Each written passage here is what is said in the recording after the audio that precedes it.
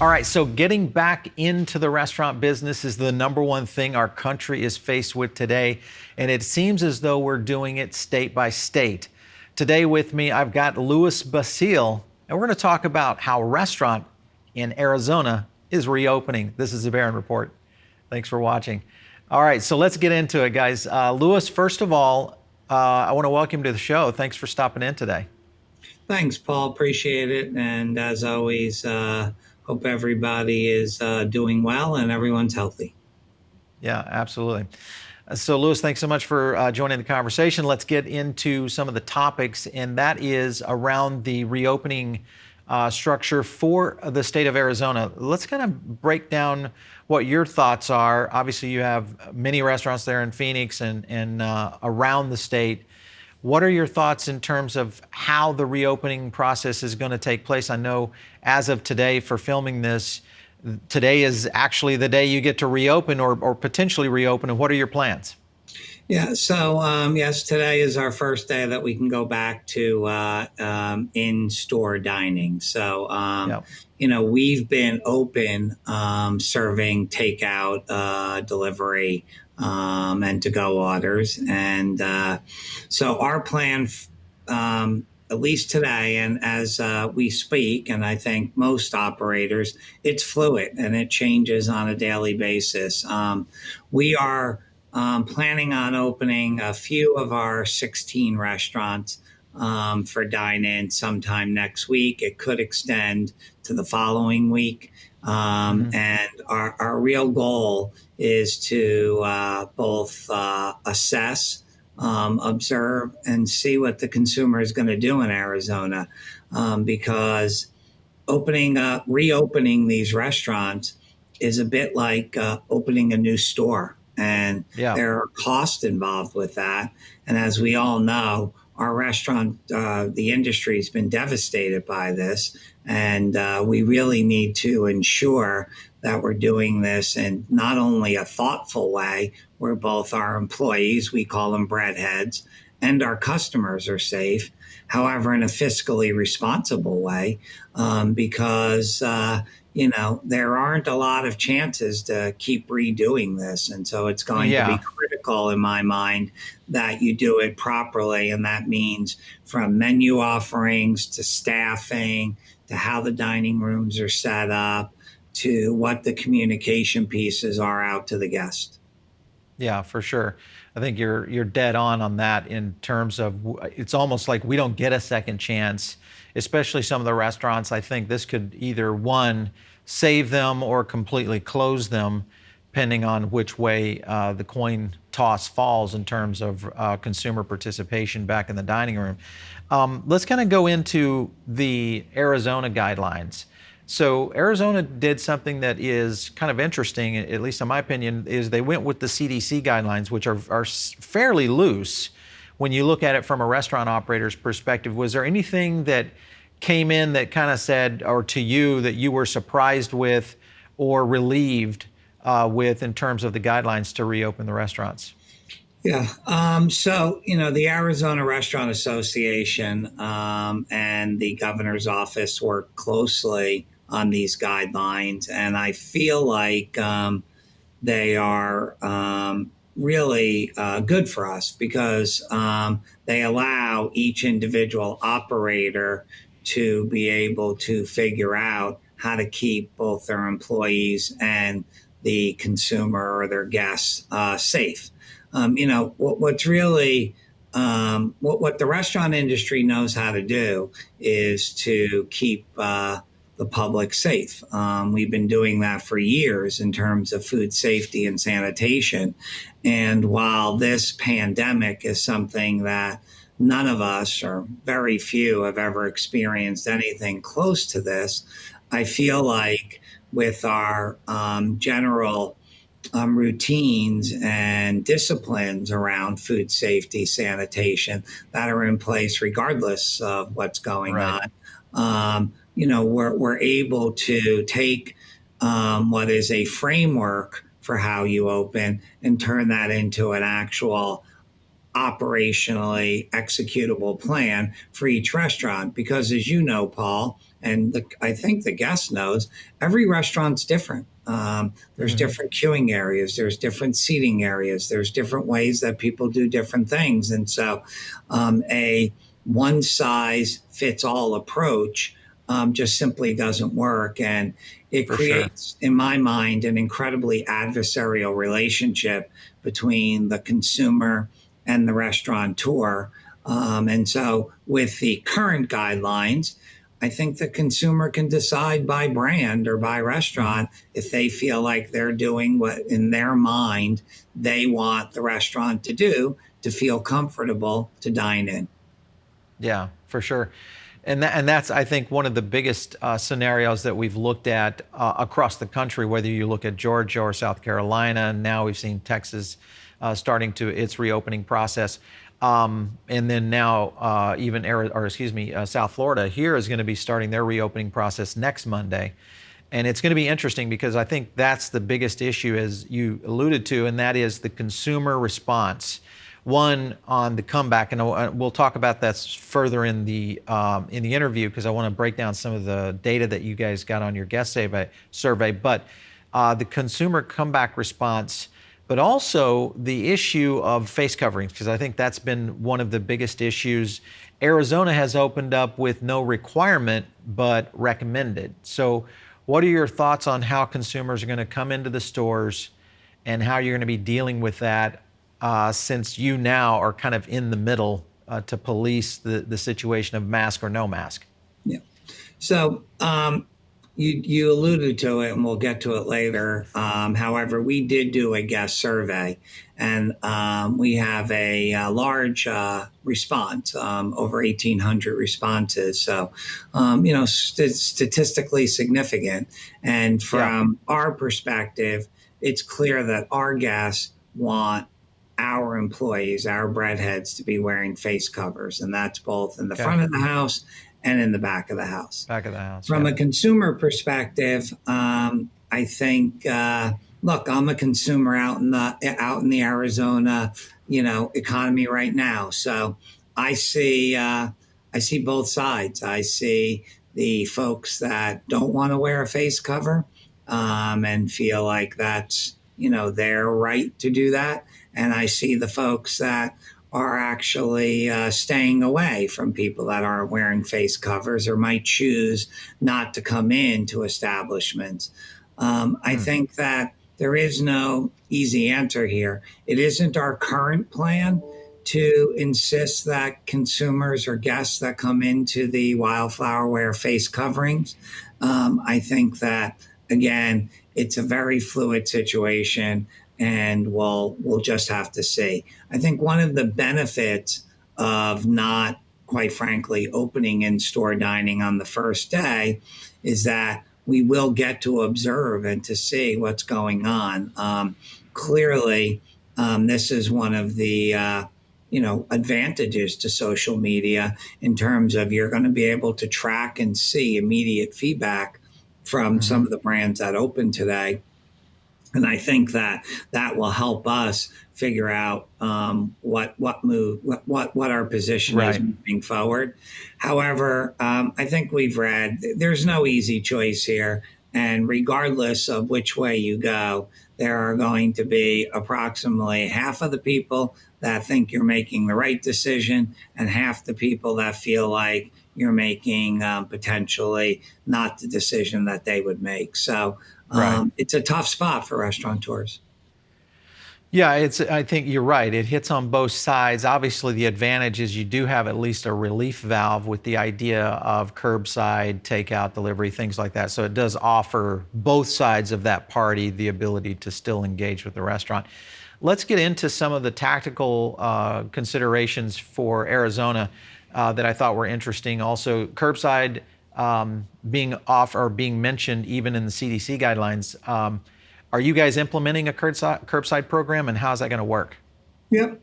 So we found a workaround for our app and online ordering that we'll be testing this week, for curbside, and it's going to be, pretty basic. So you'll be able to pick that as an option. Yeah. And then you'll be able to, you'll call us effectively when you get there. Ideally, we'd be able to figure that out differently because the phone ringing presents its own challenges. Hmm. However, for now, you'll call us, and then we'll run that food out to you. We've been operating in the to-go delivery mode for I don't know about 6 weeks now, and Right. while there is definitely some consumers that would prefer the curbside, um, I feel like, and maybe this will grow, I feel like we haven't seen that we haven't seen many sales lost because we don't offer that. Hmm. The spacing in the stores when there's no dine-in customers really does allow social distancing, and I Sure. think that the consumer's been satisfied or feel safe in coming into the restaurant. Again, I understand there's definitely a population or a segment of the consumer that really doesn't want to get out of their car. So we're going to Right. address that through this curbside. I'm sure it's going to work. It's just a question of how much volume. Lewis, I'm kind of curious because I know this is now pre-opening, but before Arizona approved restaurants to reopening, when customers were coming to pick up their food, did you allow them in the restaurant, or were you bringing it to the front door? No, we were allowing them into the restaurant basically. So they would Okay. come in. And again, depending on the order mode, um, if they, we've really been very flexible with our consumers and our guests, and we're going to continue to be very flexible. So if you order online or on the app, that order's paid for. You'd come to a completely touchless pickup, grab your order, and Yeah. walk out. If Sure. you called us on the phone and you wanted to give us your credit card over the phone, then the transaction could be similar to ordering on the app. And then when you're in the restaurant, right now we're giving customers the choice.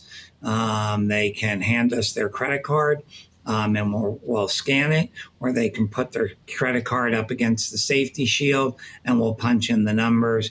We are not requiring any guest signature on our credit card slips. And so it's been pretty, from my perspective, and I believe from the consumers, because the sales have grown over the weeks. I Yeah. think guests generally feel comfortable with that. I think the new wild card is going to be the dine-in guest, and then Sure. that roaming around and sort of just the general, I don't want to say chaos, but the general more activity in the store. That's probably the best Yeah. way to put it. And that may make people feel less comfortable about walking in to pick up their order. Right. Well, I could see this, from a standpoint of the distancing. So you guys, of course, just like most restaurants around the country, 6 feet table distancing. What's your solution to be able to deal with that? Well, I think for us, we're removing tables from the restaurant, and Okay. there will be lots of reminders around the restaurant about social distancing. We have guidance that there shouldn't be any groups larger than 10. That generally isn't a problem at the Wildflower, given our Hmm. concept and the groups of people that come in. So I don't think we're going to have a big challenge there. And really, it's going to require I mean, you might call them a busser or a sanitation person. There has to be Right. somebody that literally is going around and ensuring guests are following the guidelines, as well as seeing us constantly sanitizing and wiping down surfaces where guests have touched. So Yeah. Yeah, for sure. All right. that's So our plan. let's talk about contactless payment. So most fast casuals, you've got your POS terminals there, whether it's a NFC tap and go or a slide. So you're not typically handling cards and cash that much. Are you going to still accept cash? We are. I Okay. think there's a group of consumers that, again, feel offended, quite frankly, Yeah, right. by Yeah, the fact that they can't use their cash. yeah. Arizona, is much more of a suburban city and community, so Hmm. we don't have as we have needs here. I guess my point is that there are lots of people in the country that don't really have access to a credit card or a debit card. And Right. so, it hasn't happened here, but I know in other cities where restaurants have tried to go completely Sure. cashless, there's been ordinances that have been passed to say that that's not Right. simply going to be allowed. And so, obviously, the amount of cash that's being handled in the restaurants prior to the pandemic has been declining over the years. I think that's going to continue to decline. However, from my perspective, I can't see a time where we're simply Hmm. not accepting cash, not in the near future, at least. Yeah. For sure. And of course, most of those regulations and ordinances were issued prior to the pandemic. It'll be interesting now how the cities kind of respond to this. Let's move on to contactless payment. Is there a system in place now with the Wildflower that you guys are going to implement? Whether it's in-store mobile app ordering, where literally I'd walk in and maybe not even go to the counter, I'd just order online and go pick it up when it's coming. What's the process there for you? Yeah. So, really, from during the pandemic, or as we come out the other side, there's an incredible opportunity for restaurant companies to pivot and to shift. You're going to have to. We Yeah. all have, and we all will continue. Some of those pivots and shifts can happen very quickly. Like in time for the reopening, and others are going to take a little longer. We're viewing that really all of our initiatives have to be completed just by Labor Day, effectively. So Hmm. we are looking at a bunch of different options in terms of ordering in-store experience. We're looking at different POS vendors. All of those things are in process, and we're very close to making Yeah. some important strategic decisions for the long term success. Like we're testing with curbside, I believe that we figured out a way for our app using customers to actually order from their table, still have the same Wildflower experience, having their food delivered. Hmm. And so we will test that, whether we test that day one of reopening or a week or two later, remains to be seen. Again, for us as a family owned, even though we have 16 restaurants, not a lot of infrastructure. So you have to Right. prioritize all these initiatives, and then you've got to be able to actually get them done, test them, and execute them. So we're working through all of those in what we would consider a thoughtful manner in order to ensure that we have long term success. Yeah, I'm just glad that Arizona has kind of created a looser requirement for this, at least for the reopening side. It'll be interesting, and I'm definitely going to touch base with you here in a few weeks to kind of get your feedback on how, the response has been primarily from the consumers in that area. That's for sure. Yeah, yeah. Again, I think that the Arizona Restaurant Association, with its members and the governor, did a really nice job in creating guidelines that it's look. It's in the restaurant's best interest to do everything they can to keep both their employees and the consumer safe. Again, that's been our model of operating prior to the pandemic, and it will be our model of operating getting through this and after the pandemic. Yeah, for sure. Louis, it's always great talking to you. Thanks so much for stopping in today. I appreciate it. Thanks, Paul. Have a great day. Stay healthy. Absolutely. All right, so all of you listening in, of course, over on iTunes or Spotify, make sure and subscribe. That's how you can get this podcast and great content from Foodable Network all the time. And best of all, if you're on YouTube, smash the like button and make sure and give us your feedback. That's another great way that we get information from our audience that tells us if we're doing it the right way, or maybe talk about some things that you'd like to hear from operators around the country. Make sure and reach out to me on Twitter @Paul Barron. This is the Barron Report. We'll get you next time.